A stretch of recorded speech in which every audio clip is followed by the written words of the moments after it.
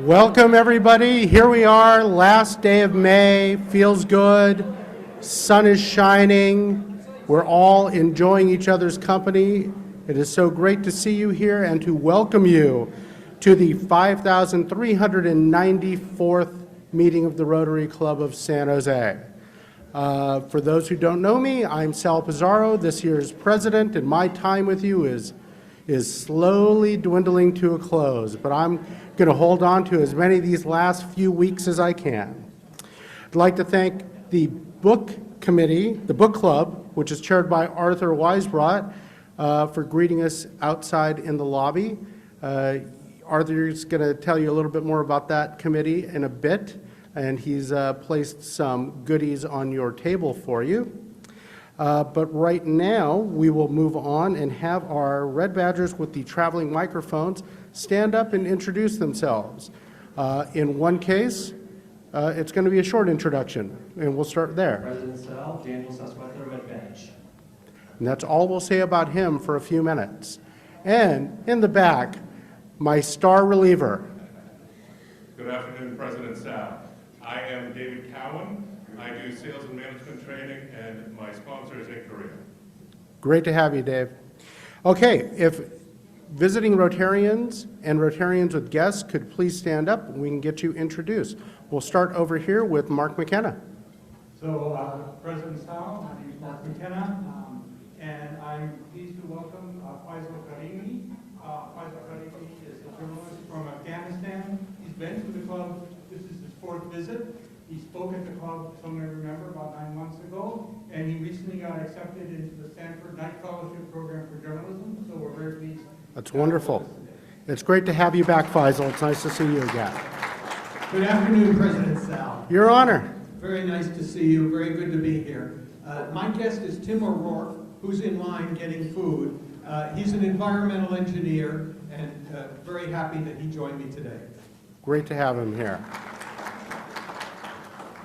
Good afternoon, President Sal. Robert Massey, General Director of the Symphony San Jose, and with me today is the Symphony's brand new Development Director, Ms. Beck Inguarda. Wonderful. Welcome. Welcome. Good afternoon, President Sal. Good afternoon, Sergeant. Sergeant Ron. I have the pleasure of introducing two guests today. Yeah, sure. Emily, you go first. Yes. So, first off is Emily Rubalcaba. She's an executive with Bridge Bank. Down the street, she's been in San Jose forever, actively involved with tons of stuff, including Sacred Heart Activity School, and we're happy to have her. She has put in her application, so we're excited. And then next we have Kelly Dipple, who is a realtor with Coldwell Banker Los Gatos. I met Kelly through Emily, and any friend of Emily's is a friend of mine. She likes long walks on the beach and enjoys it maybe with or without a glass of wine, and no wine separate from the sand. So I'm happy to have Kelly here as well, who's also submitted her application. Fantastic. Thank you, Sergio. President-elect Heather Lerner. I just love the way that sounds. Thank you, President Sal. And stop talking about wrap up your turn. You're here right now. We're so happy to have you. And speaking of so happy to have, I'm so happy to have my dear friend Hal Hendrickson with me. We did many initiatives together at the Boy Scouts, where he's Vice President of Marketing. And you also might know his voice from leading off the Gilroy 4th of July parade. Morgan Hill. Anyway, Hill. And I got to give a shout out to my friend Kirk Wallachevich, who's way over there, longtime friend, and he is, I believe, considering joining. Well, everyone's considering joining, so great to have you here, Hal. Thank you. Oh, I broke my thing here. Larry? Hello, President Sal. Larry Donatoni, Private University Development. It's my pleasure to introduce a gentleman that's kind of floating around the room here. He's over in the corner right now. It's Jordan Henderson, and he's the project manager and video producer for Pacific Light Media, and he is the person who handles all the technology for the Silicon Insider. Fantastic. Great to have you here, Jordan. Larry Stone. Don't get to do that too often. They just feel better now. They do. I feel President better. Sal, my guest today is Terry Benjamin, and man, many of you know her because she spent 17 years as the director of events for the San Jose Sports Authority. Welcome, Carrie. Carrie and I go back 17 years, so it's great to see you. Okay, is that it? Okay, seeing none, we're going to move on to, of course, our favorite part of this meeting, which is me losing my mic. Nope, there we go. Okay, which is a new member introduction. So if I could have Janica Clem come up here with our newest Rotarian, and he knows who he is. He's here. I saw him. But he was also with Charlie earlier. So, well, Janica, I want you to come up here and talk about him anyway. Okay.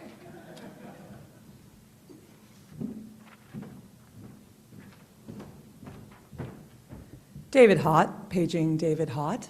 Okay, hi everyone, Janica Clements, nice to see you all. So it is my pleasure to introduce our new member who may or may not be here. Anyhow, with an... Okay, hold on. I think we're going to reverse this. Yes? Yes. Oh, he's washing his hands. Oh, So, okay. So, Pause, I'll come so back. we're going to pause, and I'm going to instead, we're just wild today. Good thing the podcast hasn't started. I'm going to ask Fernando Sassueta and Tom Hastings to come up to introduce our other newest member, who is someone you should be familiar with. Tom here? Yes, he's coming with the new member. He's jogging over here. We're totally still on schedule, though. Me or you? You, okay. It's a great pleasure this afternoon for me to introduce our newest member, Daniel Sassueta. Tell you a little bit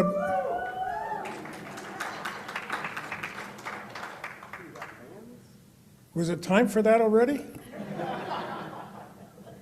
Daniel was born and raised in San Jose. You know his parents. I won't acknowledge, well, they're here. Graduated from Budman, went to Berkeley. After Berkeley, he became a world traveler. He's traveled all over the world, came back, became a Spanish teacher at local high schools, went back to Mexico City, taught Spanish. Actually, in Mexico, he taught English. And then he went to Santa Clara Law School, became a lawyer. He's worked as an intern for a Supreme Court justice. He's worked in the Obama administration. He's worked as general counsel for the Department of Energy. In 2014, he was very lucky, met Maddie, married her, and became an attorney for the White House, Deputy Ethics Counsel. Came back to Santa Clara County, and he became a deputy city attorney for the city of Santa Clara, deputy city attorney for Redwood City. He became an assistant county counsel for Santa Cruz, and presently he is a senior deputy city attorney for the city of San Jose. So for a young man, not quite 50, he's had one hell of a background.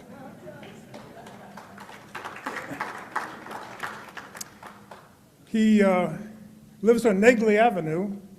He has two wonderful little girls, Olivia and Lucia. I see him all the time because he walks his children down Negley Avenue with his wife in tow. And I can tell you this, he's one hell of a neighbor. Keeps his lawn mowed, sweeps down his driveway, doesn't hold loud parties. And I'm very honored to say he, in fact, is my neighbor on Negley Avenue. So with great pleasure at this time, I'd like to introduce to you our newest member, Daniel Sassueta. Thank you, Judge.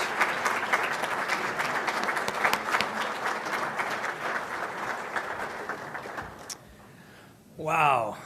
Thank you all. It is a honor and privilege to join you all. Thank you for accepting me. It's been a long time coming, as my pops likes to say. So I'm just going to tell you a little bit about how I came into your service. As you know, obviously, my father, past President Fernando, has asked me to call him past President Fernando now instead of Dad. So I'm still getting used to that. But he is one hell of a Fernando. and some say their favorite Fernando.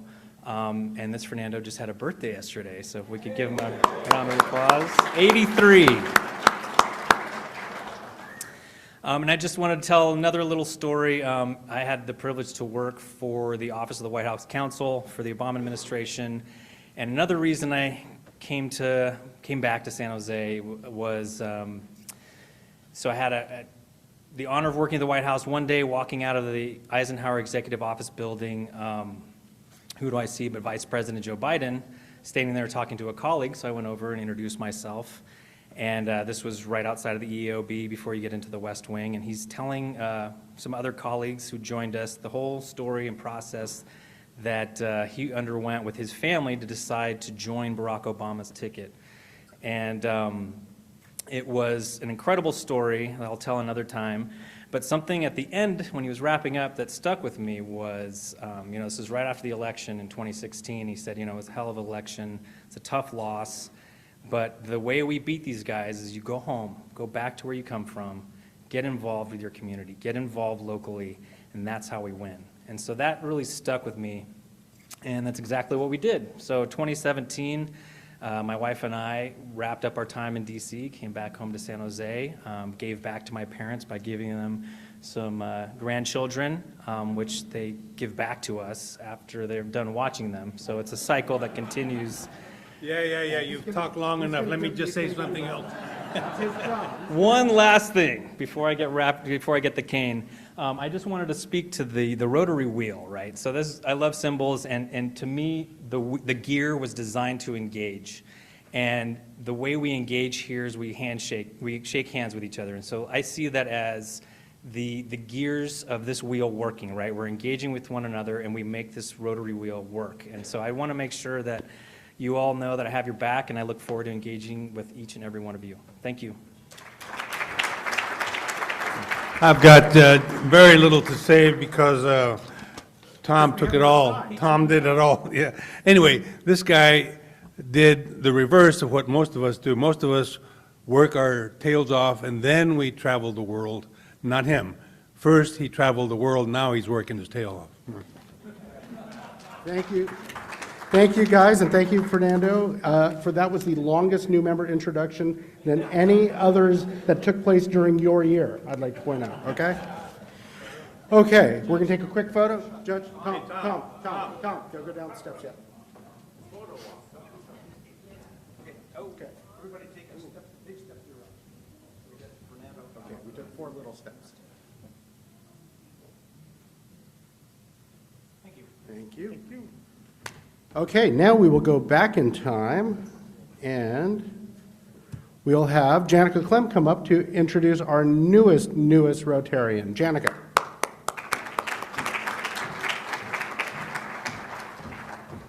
Nothing like a take two. Hello again, everyone. With an educational background in collaborative health and human services from the University of California, Monterey Bay, David brings extensive work experience in prepared meal programs, food recovery programs, and corporate leadership.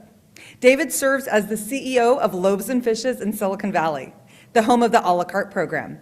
He holds a board position on the Northern California Recycling Association and is certified as a practitioner in zero waste principles and practices.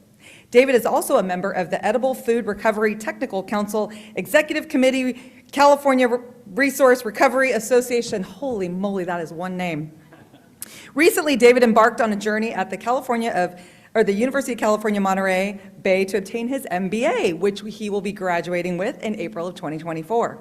A San Francisco Bay Area native, David spends his free time as a wilderness guide in the backcountry of Yosemite. It is my pleasure to introduce David Hott. Thank you. Thank you very much. You know, it's funny. You never know when the wilderness first responder training will show up, and today it did, right? That's why I'm late. So one of our members actually is heading to the hospital. Let's send him best wishes. That said, fortunately there was a doctor in the house, and they took charge. So anyway, back to David Hott. I am David Hott, CEO of Loaves and Fishes. I love what I do. Cupertino, California is my home. I was born and raised there, born at El Camino Hospital, and You'll find that I have a small accent that I picked up from living in the East for 18 years. You'll see me say things like, or hear me say house, and it sounds like I'm from Canada. I'm not. I'm from Cupertino. That said, I spent 18 years back east working in the tri-state area of Washington, D.C., Virginia, and Maryland. I've worked up and down the East Coast. I've been to where you're talking about. That sounds like a wonderful story. I'll ask you later. I believe that my family is number one. I have a deep faith, and I get to do what I love to do, and that's feed people. You know, I have 3 grown children and 1 14-year-old who is acting as though she's 40, which that's just normal for a 14-year-old. Wonderful child, very blessed with many things. I live in Willow Glen now, and I'm really excited about being a member and getting involved. So if I see you, I'm not shy, and I have zero pride. I left that at the door. So if there's anything that you can impart on me, Mike, it's good to see you. If there's anything that you'd like to impart on me, I listen well, and I thank you all for accepting me. I look forward to getting to know everyone in more detail. Take care.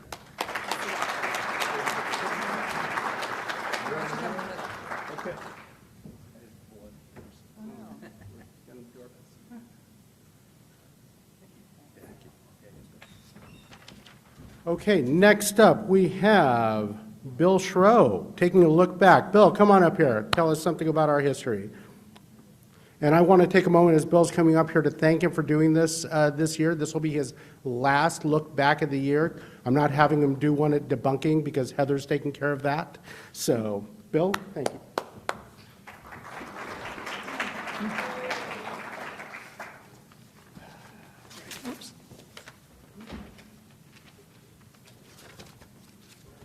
Okay. So what does this gentleman here, telegraph lines, and watermelon have in common? Before I give you the answer, I just wanted to give you recently I've been doing a lot of research about communication systems in California, both telegraph and telephone. Because one of the things I've noticed with visitors and school children at History Park is they have no concept of our communications before this thing was invented. They don't understand how we communicated by phone, and forget about a telegraph or the mail. People don't understand that California was once cut off from the East Coast. Even though we became a state in 1850, we still communicated by mail, by ship. They had to go either all the way around South America or across the Isthmus of Panama, and that's even crazier because the ship would stop on one side, take the mail bags off, bring them across by donkey, put them on a ship on the other side, and then bring them to California. So things weren't as quick. The communications between places began to change in the 1830s. The 1830s, 1840s was when the telegraph was invented. The first telegraph system in California came around about 1852. A gentleman named James, as I said, James Gamble, he was part of the syndicate that created the first system that ran from San Francisco to San Jose to Stockton to Sacramento to Marysville. The line began in September of 1853 and was completed by October of that year. That's pretty quick considering that distance space that they did. So now I'll tell you how those things I just showed you were connected. James Gamble was one of the engineers that helped build the telegraph system all through California. And he wrote a wonderful diary explaining every ounce and every step of the trip. But when he talked about the San Jose office, he set it up, and then here's the story. He was 3 miles out of the city, camping at night in front of a farmhouse that was occupied by a gentleman from the eastern states that decided to seek his fortune in California. When supper was over, the gentleman came into camp and was much interested in what we were doing, hanging the wires inch by inch. We made about 3 miles a day. What he couldn't understand was how this actually worked. This was science beyond his comprehension, that we could send a message wireless between one city and the other. So he gave me a challenge. He said, if I'm going to give you a word And if you can have the person on the other end produce this word, then I'm going to understand, like, this can actually occur. So he decided the word was watermelon. So I typed out the message, sent it to San Jose. The next day, we got in his wagon, we rode to San Jose, and we got to the San Jose office. The operator on that end came out with a watermelon in his hand. So the gentleman believed that it actually could occur. And it's just, I thought it was a great, fun story to talk about, like, just the whole idea of communication and how California has these great central stories. I mean, this was long before we weren't going to be connected to the East Coast by telegram for another 25 years, another 10 years. So we really had to build our own systems, telegraph, railroad, all along California first before we got connected. A watermelon in San Jose. Who would have known? Okay, I promised it earlier. Now we'll deliver. Arthur Weisbrook, come over here and tell us about the book club committee.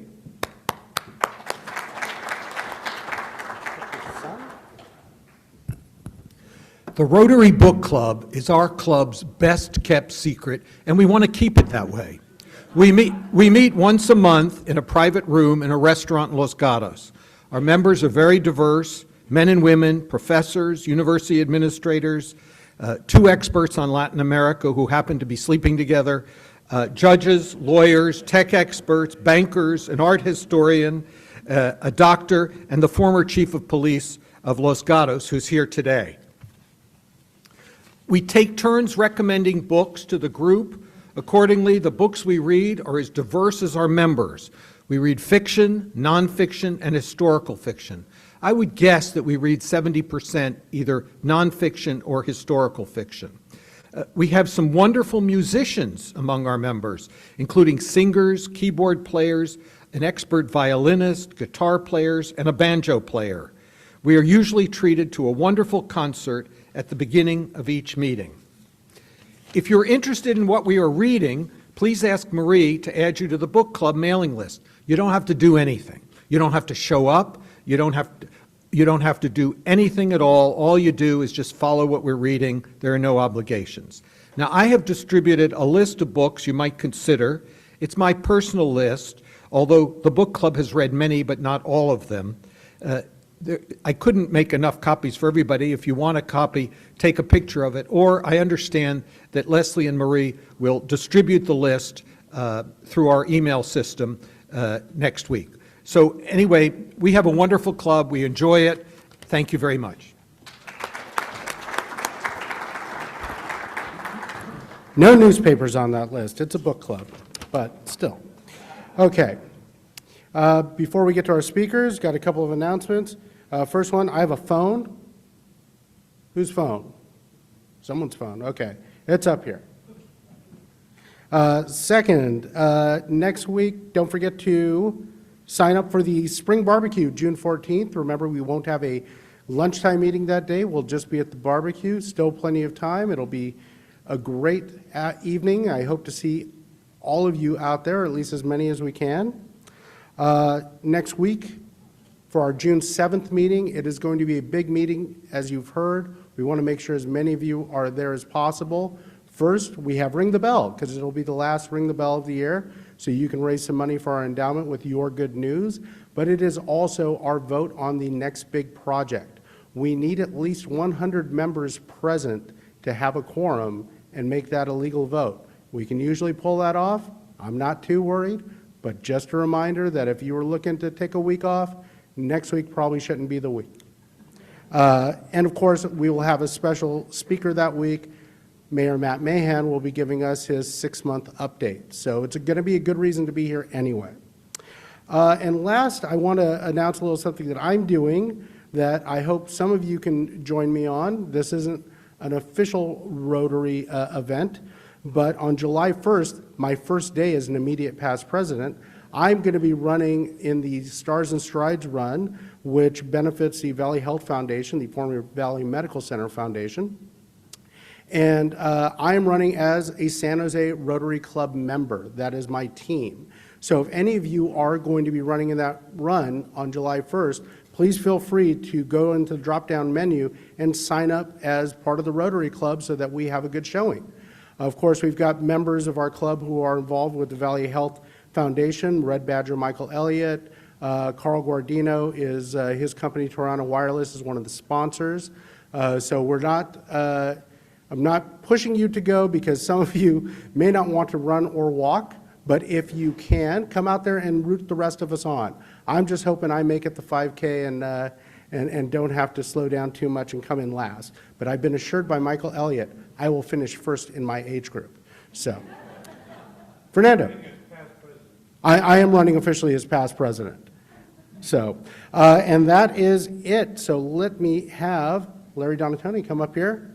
12:41, time to introduce our program. Larry.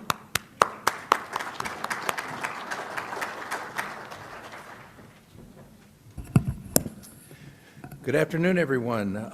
Today, we are featuring what will be a first in the history of the San Jose Rotary Club. The Silicon Valley Insider podcast is being recorded live from our stage today. This weekly podcast covers the Silicon Valley and the tech industry, featuring two of the best-known veteran reporters and journalists, Mike Malone and Scott Budman. Since its inception 3.5 years ago, the Silicon Valley Insider has grown to have an international audience of over 10,000 plus people. Mike Malone, many of you know Mike, he's been no stranger to our club, is an author, journalist, and television host who earned 2 degrees from Santa Clara University, and I learned today he's just earned a master's degree in American history. All right. So he continues to be a student as he does his other activities. Twice nominated for a Pulitzer Prize, he has done investigative reporting and is a columnist for the New York Times, ABC News, Forbes, and was editor-in-chief of Forbes ASAP. Scott Budman. Scott is an Emmy Award-winning reporter for NBC based in the Silicon Valley. He is certainly no stranger to our club as well. He covered the tech industry before it was cool. Today, he focuses on jobs, AI, venture capital, social media, and housing in the Bay Area. Join me in extending a big Rotary welcome to our speakers.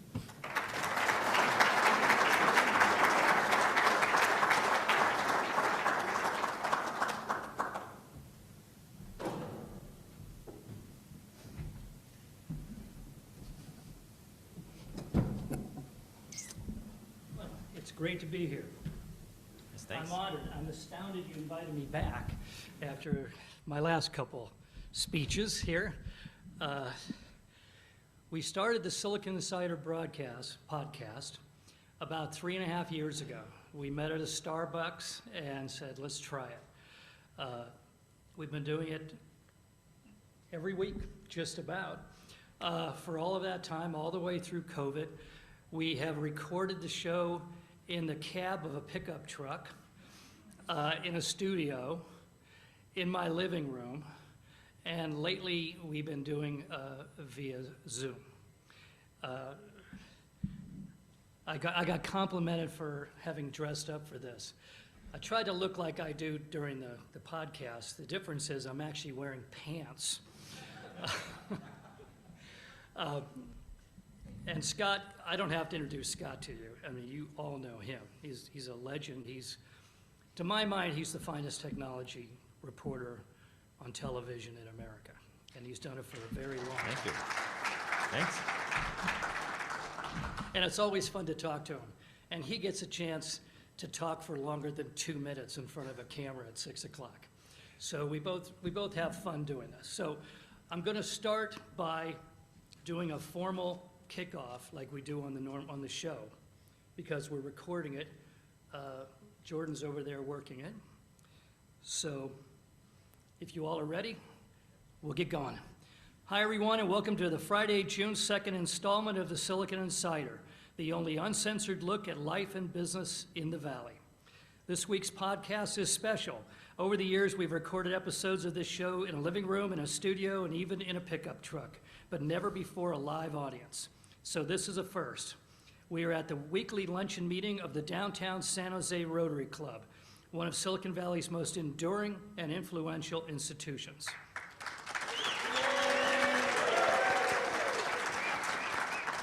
We are excited to be here, and we intend to give you at home and the Rotarians in front of us a fun show.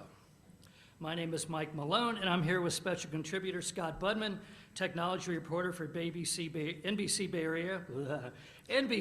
Area. Our producer, right over there, is Jordan Henderson. Our East Coast correspondent is Bob Grove, and our host, as always, is the Silicon Valley Business Journal. Okay, Scott, you ready? I am, and thanks for having us, you guys. It's great to be here. It's an honor. So let's start out with the news from Google. We're going to try to make this a non-Elon episode. I think he's going to... Good luck with that. Yeah, I think he's going to come up near the end briefly. So Google announced this week it's shedding 1.4 million square feet of its Silicon Valley office space. Okay, I mean, that's not real surprising in a sense because they've been having a bunch of layoffs and they've got to, you know, move fully into their new Burning Man Pavilion headquarters in Mountain View. And they're just downsizing like most companies, big companies around here coming out of COVID. But it raises some real questions about Google's long-planned giant campus just a few blocks from here in downtown San Jose. Is it on? I mean, nobody at Google or in this city's government seems to want to talk about it, but it appears the project is on indefinite hold. Is that what you're hearing? I mean, from the city, no. The city's very optimistic, but they have reason to be optimistic. Google says it is still committed to downtown San Jose. They're using a slightly, I would say, 15 to 30-year plan as a long plan, especially in the tech world. But, you know, they're playing the long game. This is Google, after all. They're not going anywhere. But they're dealing with realities in the short term, as you said, cutbacks. You know, they built one brand new facility on Shoreline already, and they're still trying to get people back to the office. Yeah. So they're dealing with a lot, and there are fewer people to bring back because they've had layoffs. And they missed AI. They're scrambling to get in that game. So they're already falling a little behind. That's always a bad sign for a big company in this town.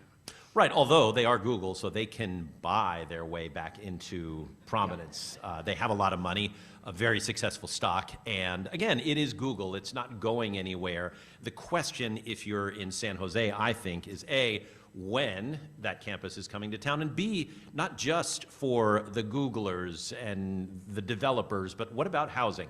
San Jose has huge concerns when it comes to housing. It would love to have more housing downtown, but any Google potential delay is a housing potential delay, and that means the city has got to be concerned about that. I mean, every time I drove by on the freeway, I see the cranes, and there's all this construction in anticipation by developers and people wanting to move in for this campus, and now we don't know when it's going to be.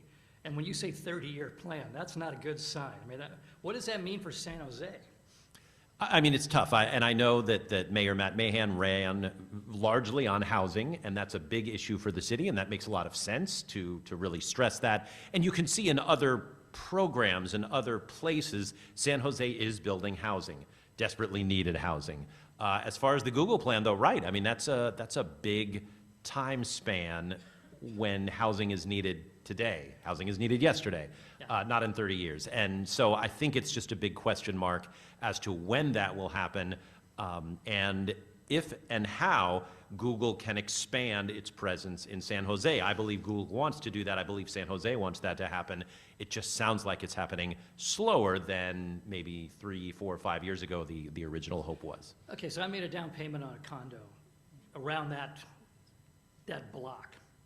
I mean, what do I have to look forward to? Am I going to be looking at a mud hole for the next 5, 10 years? I mean, it's a good question, and I happen to know that Rose Garden Real Estate, which is really near where the campus was, when that first announcement was made, you know, a house in Rose Garden doubled in value. Oh, in Burbank, too. Yeah, and it was all of a sudden just a super, super hot area. And I wonder now, as the overall housing market has cooled somewhat, if that's the case now on the uncertainty and perhaps longer than expected timeline for Google's campus to be down there. But I wouldn't say it's not going to happen. I think it's too early to say that. But as the ebbs and flows of the tech industry ebb and flow, Google is one of the biggest. And so it's going to see layoffs, it's going to see concerns, it's going to see competition in what is right now the hottest area, like you said, artificial intelligence. And that just means there are a lot of question marks going forward. Nobody, especially investors, like to see question marks going forward. And that's what we have right now for the company's campus in San Jose. Okay, well, negotiations for this was, to say the least, attenuated. And did negotiators of San Jose make a mistake by playing hardball too long? I mean, if they'd cut this deal earlier, maybe given up a little bit more, this would be under construction by now. I mean, did everybody forget there's actually a boom-bust cycle in Silicon Valley? Perhaps, I mean, right, the negotiations took a long time, but negotiations often do. But you're right, I mean, everyone in this room probably remembers the dot-com bust and how in 1999 and 2000, there were literally buildings that were half constructed. See-throughs. That just had to stop, and you saw like the rebar sort of sticking up for quite a while until eventually things got back to what we expect, which is growth and hiring and building. And so, right, you can't time these things.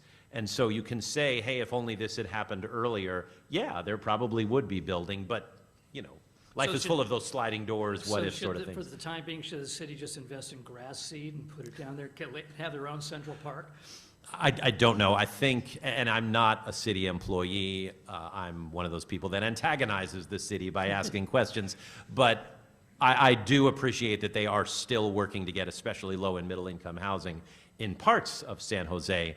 And right, you've got to hope that if you're somebody in San Jose that wants growth downtown, that Google gets back on a faster timeline. But the whole tech industry has to change for that to happen. Yeah. The stock market has to change, and VCs start to have to invest again. right, Yeah. and Google is going to be out front because, again, it is Google.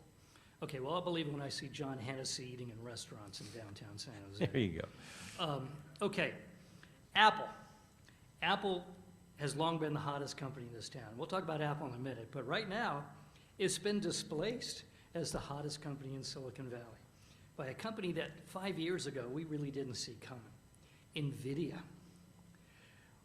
What's that all about? I mean, their stock went up 30% this week. They just kissed $1 trillion in value. That puts them up there with, it puts them ahead of Meta, among other things, but it's up there with Apple and Google, you know, and Microsoft. I mean, not bad. No doubt, any NVIDIA employees in the room, drinks are on you.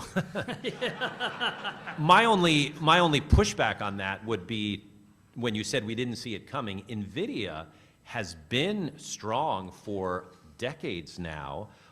Certainly a shout out deserved to the CEO, Jensen Huang. He's done a fantastic job of somehow being a little bit ahead of the hot trends. Their chips were used in healthcare before that were hot. Before that was hot, obviously they had the chips and boards for gaming. Even Bitcoin mining briefly relied on I mean, NVIDIA. they've had these bursts of growth a couple times in the past, but this one looks stronger than ever. Right, and they are that rare company that seems to be living up to the hype. AI is the latest thing that's getting a lot of hype, which means any company is going to say, hey, we're involved in this, the stock price is going to go up, and then a lot of them will be, you know, there is nobody behind the curtain. We see that a lot. With NVIDIA, though, they are honestly saying, hey, our chipsets are selling like hotcakes because they are needed in these server farms that develop AI. And so good for them, they were once again ahead of the hot technology. And they teamed up with Microsoft to build a supercomputer, right? So they're going after the web too with AI. Very much so, and they've had the chips that are in electric cars. They were ahead of that. Again, even the crypto and certainly AI, and you've got to give NVIDIA credit in an industry that is known to be built into everything, chip and chip equipment. They are out front making sure that they're built into the hot things, and that's not easy because a lot of that takes guessing in an industry that has to start building years before a product hits market. 6 months ago, Jensen Huang was complaining. I mean, talk about stepping off of a sinking ship onto a speedboat. He was complaining that the gaming business was dying, and they might have, you know, poor numbers, financials this quarter, and instead they're the hottest stock on earth. because they just stepped off right into AI like it was effortless. Right, it's hard, and we've seen this before. It's hard for a chip company to pivot because they just have to do everything so far in advance. But NVIDIA is just more nimble than just about any startup I've seen, and they're being richly rewarded for it. So NVIDIA, Broadcom, AMD, right, they're all doing great. And then this week, front page, Wall Street Journal, Intel, saying Intel is still in a mud hole. As long as we're talking about mud holes, Intel is being characterized by America's leading business newspaper as a mud hole. Have they missed the boat again? I mean, they seem to be focused on building giant fabs, and that's going to be their way out. But that's never been the Intel way. They've always been the innovator. So there's going to be a bunch of, is it going to be like Intel Inside, a whole company, a giant company, everybody in bunny suits making chips for NVIDIA? Oh, who knows? I mean, Intel, for whatever reason, the last decade has sort of taken on the role of missing the boat for mobile, for crypto, for electric cars, for AI. They've made some investments in some good places. Even just today, I believe it was announced that they're investing in some AI security. But you're right. For whatever reason, they turned into the big behemoth of the industry that just can't turn fast enough to keep up with the industry trends. It reminds me of Abba Eban's phrase about they never miss an opportunity to miss an opportunity. I mean, I don't know what's going on over there.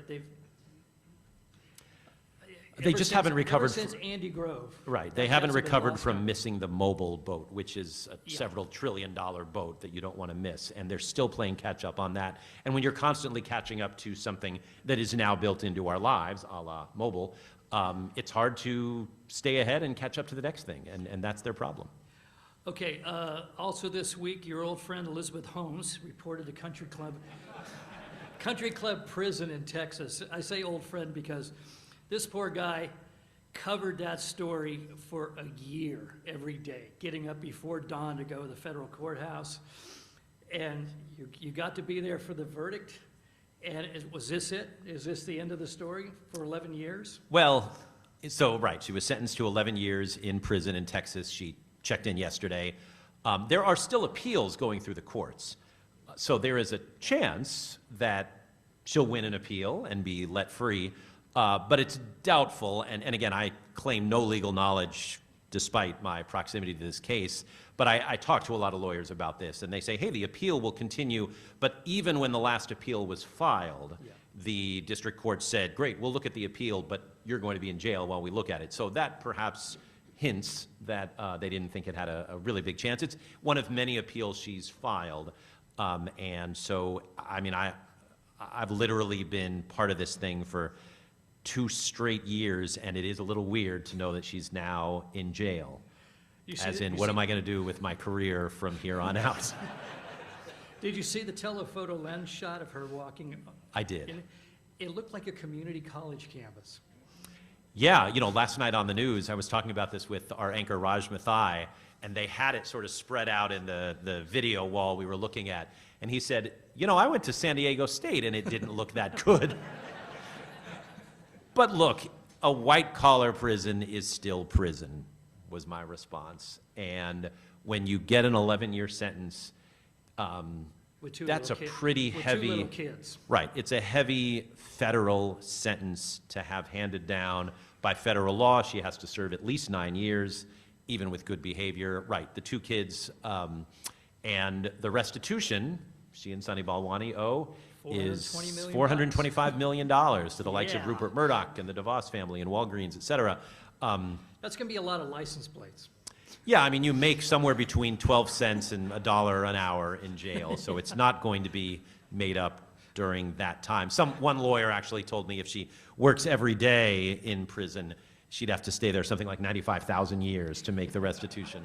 That's a long sentence. So it seems that in these federal cases, the remunerations are somewhat symbolic, unless, and you know, this is probably in there somewhere, unless a successful book comes out of this. Or she can start another company.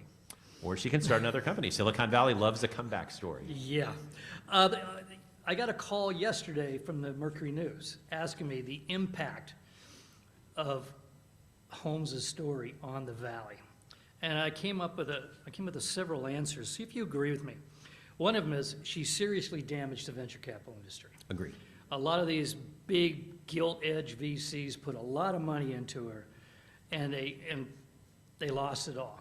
Okay, so investors, we don't think of them as going into venture money as being conservative, but hedge funds do put money into venture capital funds, and they're putting in the money from Santa Clara University and also big charities. They seem to be resisting right now. They're not raising as much money in the venture capital industry as they are. They're having bad quarters. This is 3 bad quarters in a row that the VC world has had. And it's costing new startups, and it's particularly in med tech, because med tech was going to be the big deal. The VCs were going to put money into Series A rounds to get these guys going and all that. They're not doing it anymore. We thought med tech was going to be, we talked about this, it was going to be one of the big technologies that gets us out into the next boom. It isn't happening. And finally, and this is a more subtle one, I think it's stigmatized women entrepreneurs. I think it's hard for a woman in a startup company to raise money right now. And even if you're a veteran woman in the Valley, you're being looked at a bit askance, like, is she another con artist? Right, you're absolutely right. And I think that last one is the most insidious one. I've, over the last few days, talked to female VCs, female CEOs, and they say, and granted, Theranos went under a while ago. We're talking years ago. And to this day, they are having trouble getting funds, A, because there's sexism built into the industry, let's face it, but B, specifically, the collateral damage left behind by Elizabeth Holmes and Theranos is affecting women trying to raise money in a time when it's hard for women to raise money. So it's sort of a double whammy there. And that is part of the just crash and burn that she did. And yet, it must be said that men crash and burn all the time, and other men just line up on Sand Hill Road and get funding the next day. Hello, Adam Newman, of WeWork fame. But Elizabeth Holmes really left, I think, a big chasm there, and I think women are still paying the price here in Silicon Valley for it. Honestly, I think the sooner Holmes and Balwani are forgotten, the better this town's going to be. Okay, June 4th, Apple Worldwide Developers Conference. Looks like sometimes these are kind of snooze fests, but this one looks pretty big. I'm looking down here. They're expected to introduce some new MacBooks, notably a 15-inch MacBook Air, and it may be powered by Apple's new M3 processor. So even Apple can now get processors out into the market faster than Intel can. It also may introduce a new 25-inch iMac and even a long overdue MacBook Pro. But the big news, apparently, is a reality headset with its own special operating system. Apple doesn't introduce new operating systems more than once every 20 years. It's going to be a mixed reality headset, and it's probably going to cost thousands of bucks. So for a guy that buys used iPhones instead of the new ones, this is probably a little bit out of your price range. Yeah, I get to test things. I don't get to buy everything. But it's an interesting point. The headset market right now is really not much of a market. I know Facebook is trying, Microsoft to an extent, but it hasn't become a consumer product. And often, technology doesn't become a consumer product until Apple comes out with it. Yep. But part of the thing that Apple has managed to do with the smartphone, the tablet, earpods, et cetera, is price them so that a whole lot of people can afford them, or at least convince themselves that they can afford them. Thousands of dollars for a headset seems a little out of that range. So that I'll believe when I see it. A, because of the price, but B, because we've had a chance to buy some of these Oculus devices from Meta, and we haven't for the most part. I've certainly tried them, and they're neat for a little bit, but then I put it down and I never go get them again. Right.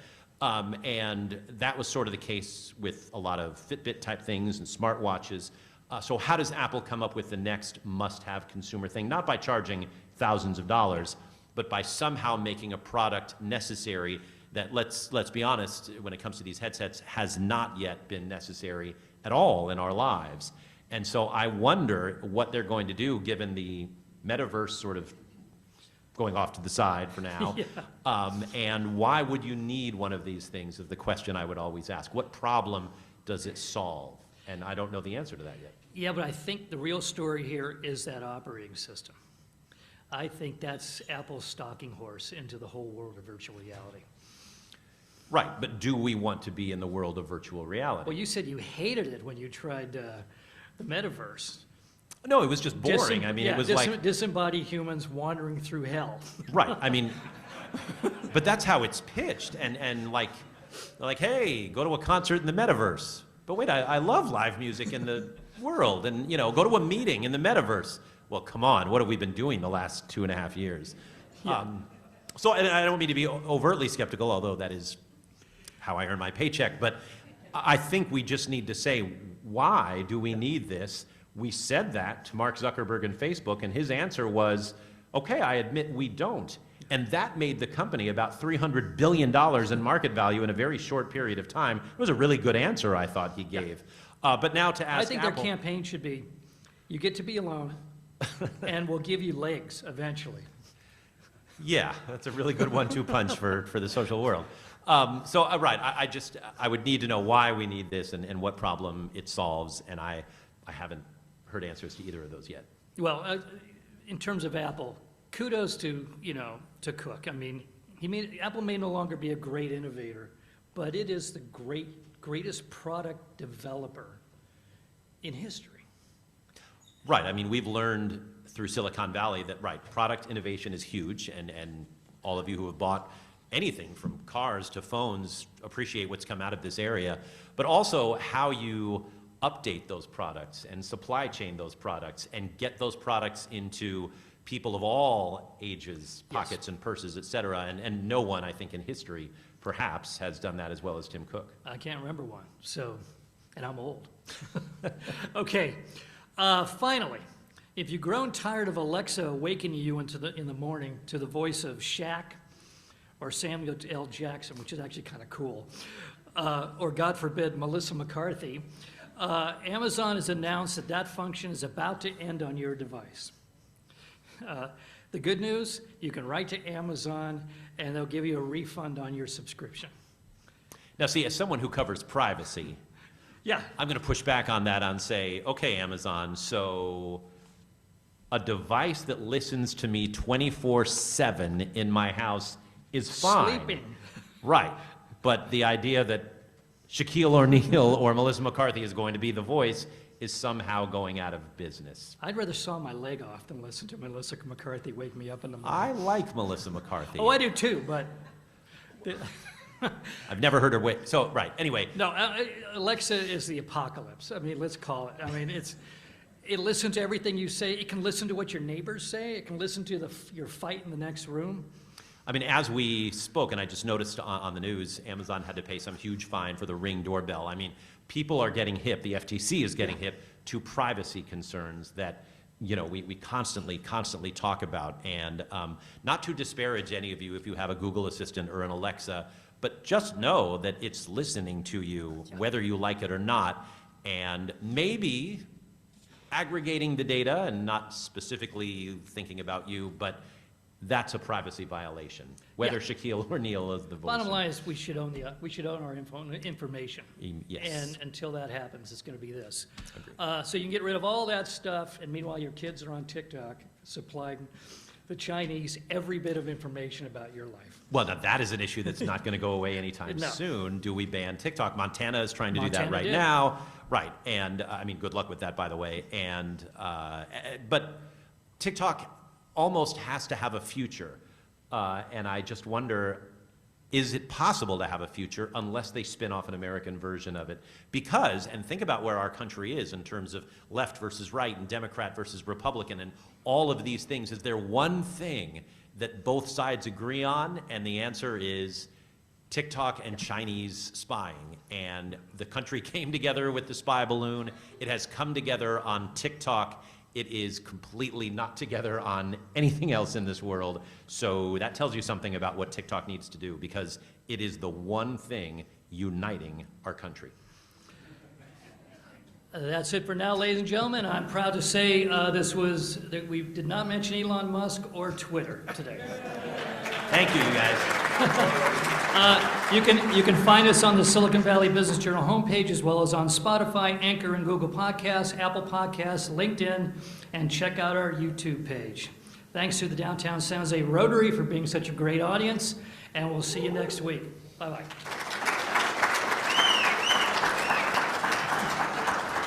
As tempted as I was to see if Michael Malone could keep talking forever, we did stop a little early so that we could have time for a couple of questions from the audience, if there are any. And I see Ed Correa right there. So Dave, if we could get Ed a microphone. 150.